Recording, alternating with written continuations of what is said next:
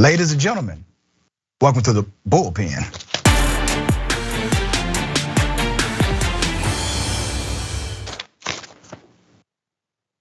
This is going to be interesting. In the Bullpen today, we have writer and comedian, editor-in-chief of the Loftus party. I have Mr. Michael Loftus on the show. Michael, good day, welcome. Hey, thanks for having me, man. Good day.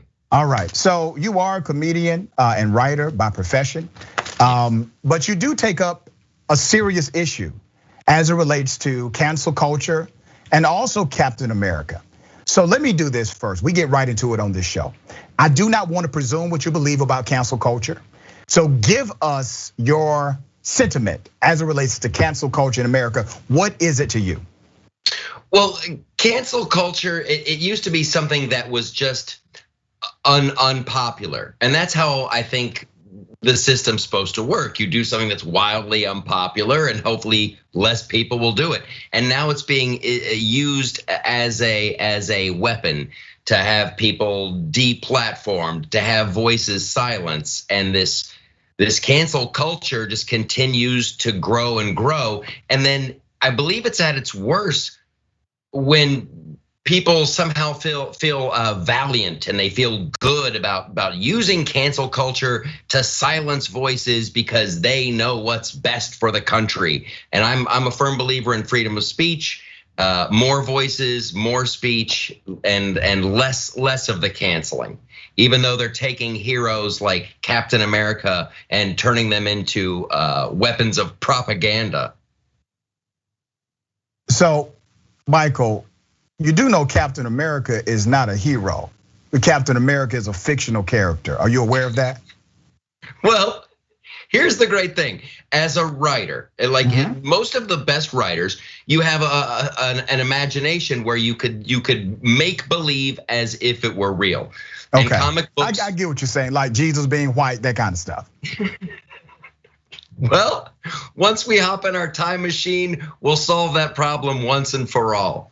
But when they start using Captain America as propaganda, that's where I get personally insulted by it. It's poor writing, it's lazy writing, and it's just completely obvious in what they're trying to do. They've got Captain America out there pimping communism, and somebody has to say something, and I guess that somebody's gonna be me. When did they start using Captain America for political propaganda? When did that start? I think at Captain America's very inception. Captain America has always been a political figure, and the one thing that he always relies on. Captain America may lose his faith in people and institutions and generals, but he never loses faith in the American dream. And in this latest version of Captain America, not only does he lose faith in the American dream, he describes it as a form of communism. He says, and I quote, Captain America says, "We're at our best when we keep no one out. A good dream is shared radically," and they used radically on purpose. A good dream is shared radically, shared with everyone. When something isn't shared, it becomes the American lie. That's communism. And that's not what Captain America is for. So I know they're trying to sell comic books, but I just have to call out this writer in Marvel Comics for selling propaganda, communist propaganda, which I don't think Captain America would be into. You know, it is really interesting to hear somebody talk about Captain America like he's a real person. It's fascinating that I'm having a show about this. But obviously you think this is very important. You are at least a moderately important guy. And you have a platform. So let's get into the politicization of Captain America. Captain America was literally created as a political force.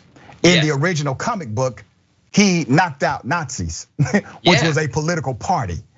So in his creation, in his development, and in his curation, he, in fact, was a political propaganda entity. Would you agree or disagree with that? I would completely agree with that. Captain America beat up Nazis, Bugs Bunny beat up Nazis, Daffy Duck, everybody in. That's why I'm particularly offended, and it's a real head scratcher, why Captain America is now pro-communism when he was over there beating him up. Explain to me, where do you get that he is, by definition of communism, pro-communism? Where do you get that from? I'm taking the line straight from the comic book. It's a quote from the comic book. A good dream is shared radically, shared with everyone. When something isn't shared, it becomes the American lie. So no, I believe that the American dream is you can achieve anything through hard work and perseverance. And there's nothing in the American dream about sharing. How is it that the statement you just made, communism, but let me do this first. What is your definition of communism? Do you know what it is? Communism is when the state controls the means of production and people aren't entitled to keep the money that they've earned, and the state redistributes the wealth. Yeah, it doesn't sound like he said any of that. Now, let me read some more context to it sounds like he said exactly that when he says not to be shared with everyone. Yeah, he's talking about communism is forced sharing. Sir, the context of the conversation he's having is about what? Let me take you through this step by step. What is the context here? What is he talking about? What is actually shared? The American dream. The dream, there you go. So he's talking about the dream. He's talking about the American dream, which has been a literary connotation that means sharing in the prosperity of the American connection, meaning your ability to be gainfully employed or educated or be all that you can be, all that you want to be, being able to be anything you choose to be. That is the American dream, to have a piece of the American pie, to not have individuals or systems adversarial against you because of their own biases, their racism, or their bigotry. He is saying we all have to share into that idea of America. He's not talking about communism. Don't you find that to be a stretch, brother, when the entire context and subject is about the American dream? Okay, so when he says a good dream is shared radically and it's shared with everything, he didn't say government. Everyone. He didn't say government, when sir. Something isn't Communism shared. is a governmental structure, a structure of ecosystem of economy and politics. That's not what he said. He's talking about a dream. The context matters. Right, so the American dream needs to be shared radically, and it needs to be shared with everyone. And when something isn't shared, it becomes the American lie. So I guess we should just let everyone into America and let them share our dream. So let me push back on one point. Should we share our dream with Al Qaeda and the Taliban? Should we just let everyone in to share it? Now you're being hyperbolic. So let me push back on one of your points. It is a good thing for people to share in the American dream. When there's an individual who's an American citizen in particular, who is unable to share in that American dream, unable to do so, that American dream is an American lie to them. Do you not agree? That's a lie to them. That's an American nightmare to individuals in this country who are unable to live inside of this American dream as you proclaim. Do you not agree that that is an American lie or American nightmare to them? No, I don't agree at all. I think the American dream is alive and well, and everyone is invited to participate. There's no such thing as the American lie. Plenty of lies in America, plenty of them. One of the greatest lies is saying that that America is the freest country in the world. It's not that by any definition or design. We arrest more people than any other country per capita. We have more incarcerated people than any other industrialized nation. We're not the freest nation in the world. But let me go back to an earlier point that you made. So because I'm allowed to protect my property and people get in trouble for trying to steal from me, that makes us less free? No, sir, that's a crazy logic jump. Yeah, that's a crazy, no, Michael, the only crazy logic jump that has the rule of law, that makes us less free? Michael, the only crazy logic jump is that you decided to conclude, to assume that what I'm talking about is connected to property crime. What I'm talking about is connected to statutes and laws and ordinances that are antithetical to many in this country. There's not a person on this planet, in America, who has not broken the law. That's because of how the laws are written, sir. The laws are written in a way to where you cannot have human existence without actually technically breaking the law. That is a true statement. Okay, that's fantastic. That's but it's fantastic. Great. Michael, let me do this. I need to go back to an earlier just point. By existing. Have you ever broke the speed limit?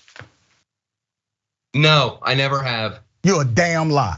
Have you ever not reported 1 penny on your tax return? Somebody may have given you $50, somebody cashed out you 20, and you did not report that as income. Has that ever happened to you? Okay, so has that ever happened to you? We're talking have you about ever not reported income? Moving a decimal point from 50 cents to $1. Have you ever not report? Yeah, it is a crime according to the IRS. Okay, you didn't know that?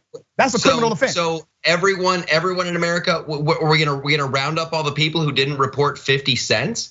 No, you're gonna round up all the people who went 5 miles an hour over the speed limit. My point to you, is that what you think our jails are full of? Do you think our prisons are full of people who violated the speeding laws? Michael, our jails, 82% of those who are in jail currently right now in your county facility on average are there because of an underlying mental health disorder, alcohol addiction, or drug addiction, or crime of survival. That's 82% of your current jail population in any average county. Do your research on that. Let me go back to an initial point that you made. An initial point that you made was that you are antithetical to the cancel culture. Do you not find it ironic that you are adversarial to the cancel culture, but at the same time you are pro-cancel culture as it relates to the current fictional character known as Captain America? You're pro-canceling him, but you still project to be an anti-culture individual or anti-cancel culture individual? Well, you might have a chance of making a solid point there if I had called out the writer by name. If I said I don't want this comic book writer to ever work again, and that's what cancel culture is. Listen, I'm just trying to send a message to Marvel Comics that they shouldn't be letting one of their most beloved characters be used as communist propaganda. I'm not calling for anyone to be fired. I'm not going to picket their offices. That's cancel culture. That's so cute. But I have to be reminded that you are a comedian, in fact. So let me read some of the things that people like you are very upset about based on what this fictional character is saying. Because that dream doesn't get along nicely with reality, other cultures, immigrants, the poor, the suffering, people easily come to be seen as different or un-American. That's a bad statement to you? Yes, and not only is it a bad statement, I think it's inherently false. I don't know when Captain America was brainwashed. America, we get along wonderfully with other cultures. We are a giant melting pot. Since when did we not get along with other cultures or immigrants? We've always gotten along with immigrants. That's another real head scratcher. So let me provide some context since you are obviously unaware. Yes. Do you believe racism exists in America? Yes. Do you believe sexism exists in America? Yes. Do you think that people in America if you're saying, just give me a moment, sir. Give me a moment. We'll get to your response. Do you believe that individuals in America who are different from the white male-dominated societal construct are at times treated unfairly based on their skin color, religious expression, or cultural expression that may be different? Yes. So how can you say that in America, holistically, we have always gotten along with other cultures? Well, first of all, I didn't say we've always gotten along with other cultures, but for the vast majority, we do. Just like I don't consider going 3 minutes over the speed limit a crime. What they do was my point. They do. The laws that are written consider that a crime. Right, but no one goes to jail for going 3 miles an hour over the speed limit. No one goes to jail for 50 cents on their taxes. America is inherently a good place. America is inherently anti-racist already. That's the American dream. It doesn't matter your skin color, where you came from, your background, your ethnicity. You can become everything, and that dream is alive and well. Let me ask you this question about a recent survey that was done that showed that 78% of all black workers say they have experienced discrimination, racial discrimination inside of their workplace. Do you think 70+% of black people are lying about that in America? Well, I'm not familiar with the poll you're citing, but I would definitely question the research. I definitely think that statistic is incredibly high. And I think if I had my own people conducting my own poll, I could find numbers that go the exact opposite way. I mean, the polls aren't worth the paper they're printed on. Well, let me tell you, here's a great one. 6% or only 24% of Democrats think that the news is doing a good job. So the vast majority of Americans are ill-informed. So okay, all right. So let me do this, brother. When you say things like you don't believe in the research, you don't believe the paper that is written on, let me give you some background to a scientific poll. I'm a research scientist. I've been a professor since 2016. A scientific poll means on the other side of that poll is a human being. And a human being has taken the time to say, here's what happened to me, here's my story, here's what I experienced. And then that human being, that person, that unique individual who took the time to say, here's what I have experienced in my workplace, it is then connected to a data set.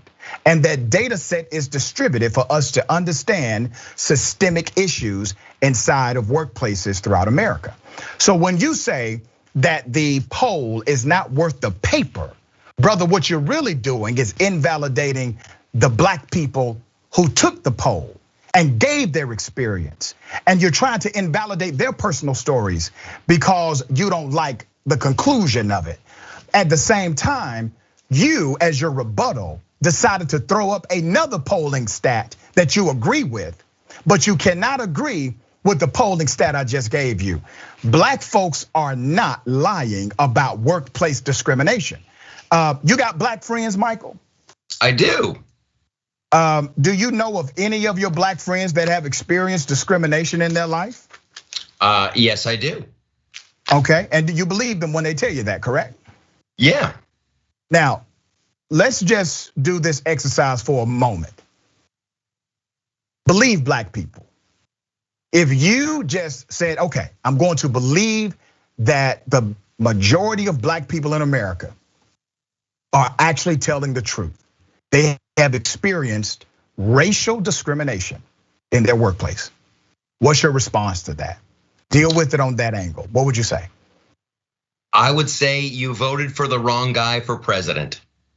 I believe that the solution, if you have been discriminated against in the workplace, your solution is to create your own workspace and to encourage black businesses and black entrepreneurship.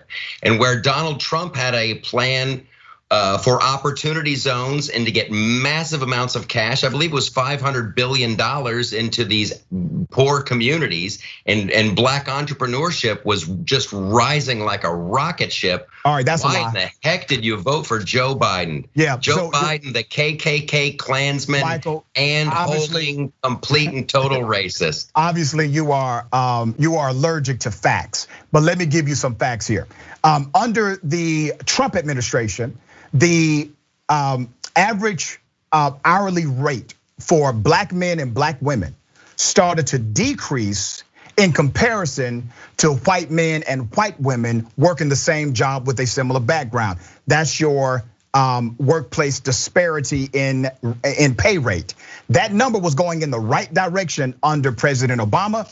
It started moving in the wrong direction where black men and black women were getting paid less on the dollar under Donald Trump. That is a cause and effect relationship because of the Department of Justice refusing to prosecute crimes of workplace discrimination aggressively. So these employers took advantage of that, knowing that no longer was there a watchful eye. Also, to your point about opportunity zones, I don't think you understand opportunity zones.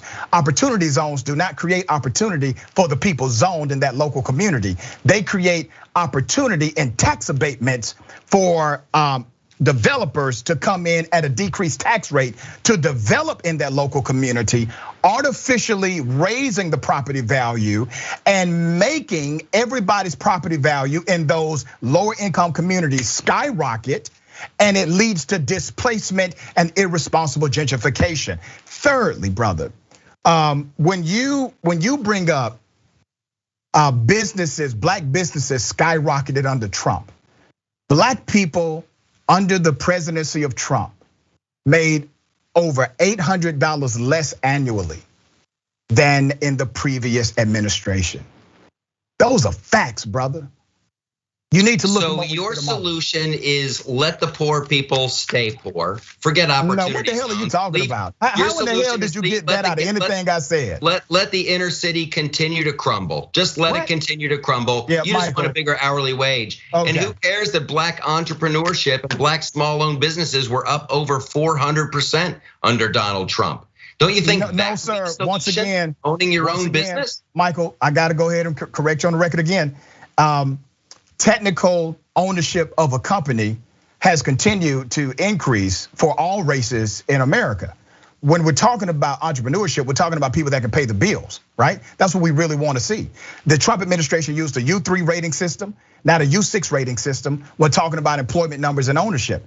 U3 simply said if you work 1 hour in a 30-day survey month, you were considered employed, fully employed by the administration. The U6 rating system is your real rating system. It showed that black unemployment and underemployment was still at 22%, brother. Those are facts. And while we could talk about black businesses skyrocketing, brother, you realize less than 1% of black-owned businesses got access to the COVID money that came out? Less than 1% of black-owned businesses got access to that money under the Trump administration. Well, then I'm sure Joe Biden has remedied that. I can't believe you're so cavalier about not where it should be, black-owned businesses. Oh, I love black-owned businesses, really brother. I shop at black-owned businesses, and I support black-owned businesses in my complete narrative. You do not. You use it as a political talking point. That's it. But I do appreciate you being on the show. I'm flat out of time, brother. Thank you, Michael. Thank you, and I enjoy your assumptions and your fictions. Says the guy who is pissed off at an actual fictional character. You are a comedian. Thank you, sir, for the laughs.